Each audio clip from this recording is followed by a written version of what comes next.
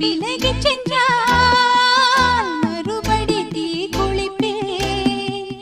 நான் விரும்பும் காதலனே நீ ஏற்றுக்கொண்டால் நான் பூமியில் வாழ்ந்திருப்பேன்.